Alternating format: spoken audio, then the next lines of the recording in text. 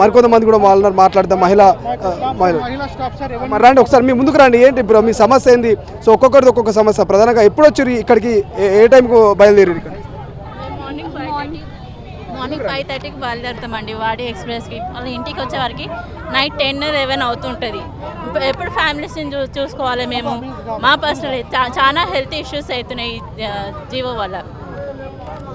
మాకంటూ ఒకటి ఉండాలి కదా. మేము సర్వీస్ చెయ్యమంటలేము, మరి ఇంట్లో వాళ్ళని కూడా చూసుకోవాలి కదా.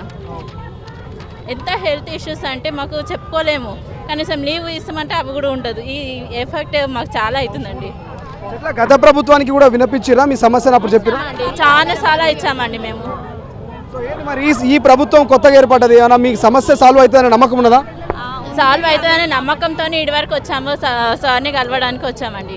ఎవరు కలిసి? లోపల మంత్రి గారు పొన్నం ప్రభాకర్ గారు ఉంటారని చెప్పి ఈరోజు కలిసి ఎవరైనా మంత్రులు? లేదు, ఎవరు కలవలేదండి. మేము అక్కడ మాన్యువల్గా ఇచ్చేసి వచ్చాము. మాకు రిసీవ్డ్ స్టాంప్ కూడా ఏం లేదు, జస్ట్ మాకు ఒక కాపీ ఇచ్చారు అంతే. మాట్లాడగలుగుతారా? కాపీ ఏమైనా చూపిస్తారా? ఒకసారి ఉందా? మినిస్టర్ గారు కలిశారు, సమస్యను పరిష్కరిస్తామనేసి అన్నారు. అట్లానే పొన్నం ప్రభాకర్ గారు కలిశారు. మా పిటిషన్ తీసుకున్నారు, సీసీఎల్ఏ ఫార్వర్డ్ చేస్తా అన్నారు. అది పాజిటివ్గా హోప్ చేస్తున్నాం. మేము ఈ ప్రభుత్వాన్ని గురించి పాజిటివ్గానే అనుకుంటున్నామండి. మాకు ఏమైనా సొల్యూషన్ దొరుకుతుందని అనుకుంటున్నాము. ఈ ప్రభుత్వం మనకు న్యాయం చేస్తారని మేము చాలా ఆశిస్తున్నాము. నాకు చిన్న పాప ఉందండి, చాలా ప్రాబ్లం అవుతుంది ఈ జీవో వల్ల. చిన్న పాప అంటే చూసుకోలేకపోతున్నారు, డ్యూటీ కూడా చేయలేకపోతున్నాము. అటు ఇంట్లో చూసుకోవాలా, డ్యూటీ చేయాలి, అర్థం అవ్వట్లేదు అసలు. యాక్చువల్గా మేము రంగారెడ్డి డిస్టిక్ అండి. మాకు 317 జీవో వల్ల మేము వికారాబాద్ వెళ్ళాము. 120 కిలోమీటర్స్ అండి daily. Up 120, down 120, total 240 kilometres చేయలేకపోతున్నామండి. ఈ విధంగా చేసుకుంటే రేపు మా ఫ్యామిలీని కూడా మేము చూసుకోలేము అసలుకి. అంతే కదా, హెల్త్ ఇష్యూస్ వస్తే ఏ జాబ్ చేసినా వేస్ట్ కదండి. ఇంకా అందుకోసమని మేము రిక్వెస్ట్ చేస్తున్నాము మీ తరఫున మాకు కొంచెం మా స్థానికత ఆధారంగా మా ప్లేస్కి మమ్మల్ని రీఅలాట్ చేస్తే మేము చాలా సంతోషిస్తామండి. ఈ అమ్మ కూడా దాదాపు 300 కిలోమీటర్లు బాధితురాలే. నేను డైలీ 150 కిలోమీటర్స్ అవుతుంది. Morning 150, evening 150 kilometres, total 300. Kodangal చాలా ప్రాబ్లం అవుతుందండి జీవో వల్ల. అయితే రంగారెడ్డిలో ఉండేదాన్ని, ఇప్పుడు డైలీ వికారాబాద్ కాలండి. అంతే మా నెగిటివిటీస్. మాది డిస్ట్రిక్ట్ పోస్ట్ అండి. సో మాకు మా ఓన్ డిస్ట్రిక్ట్లో ఉంటే మాకుండే శాలరీ కూడా మా ఓన్ డిస్ట్రిక్ట్ ఉంటే బెస్ట్ అండి.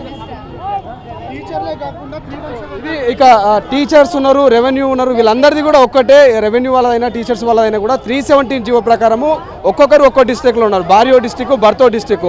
సొంత డిస్టిక్లో మాత్రం వాళ్ళ పోస్టింగ్ లేవు, ఇతర డిస్టిక్లో వేస్తున్నారు. సో ఒక మహిళ చెప్తుంది, కొడంగల్ నియోజకవర్గంలో ఆమెకు పోస్టింగ్ ఉంది. ఆమె దాదాపుగా రోజుకు 150 కిలోమీటర్లు అప్ అండ్ డౌన్ కలిపి 300 కిలోమీటర్స్ ప్రయాణిస్తుంది. అంటే ఆ హెల్త్ ఇష్యూ వస్తున్నాయి, ఫ్యామిలీని చూసుకోలేకపోతున్నారు, సమయానికి ఆ ఇంటికి చేరుకోవాలన్నటువంటి పరిస్థితి కనిపిస్తుంది. సో చూద్దాం, ముఖ్యమంత్రి గారి నియోజకవర్గంలో కూడా ఒక మహిళ ఇబ్బందులు పడుతూ ఉంది. సో చాలామంది చాలా సమస్యలతో ప్రజావానికి వస్తున్నారు. సో అవ్వ కొంచెం ముంగలికి రా. ఇది పింఛన్ వస్తలేదు మా ఆయనది. 4 సార్లు ఇచ్చినాము, ఒక్కసారి అన్ని చింపి వాడేస్తున్నారు. 4 ఏళ్ళ నుంచి పింఛన్ వస్తలేదు, ఏం లేదు. చెప్పిరా ఇంతకు ముందు అప్లై చేసుకో? 4 సార్లు అప్లై చేసినా చింపి వాడేసిరో ఏం చేసిరో రావట్లేదు. ఇప్పుడు లోపలికి పోయిరా, కలిసిరా? మొన్న వెళ్ళినాము, మళ్ళీ కలవలే, మేము పంపిస్తాం లోపల. 2 సార్లు వెళ్ళినాము కానీ మాకు కలవనీయలేదు. సీఎం తోటి.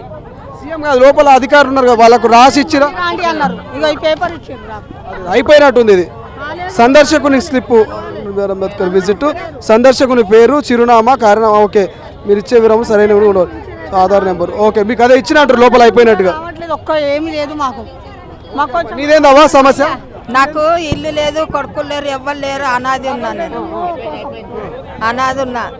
ఒక ఇంట్లో ఉన్నా, అవి బాసాన్లు అవి ఇవి తోవి బతుకుతా బిడ్డ, అంతే.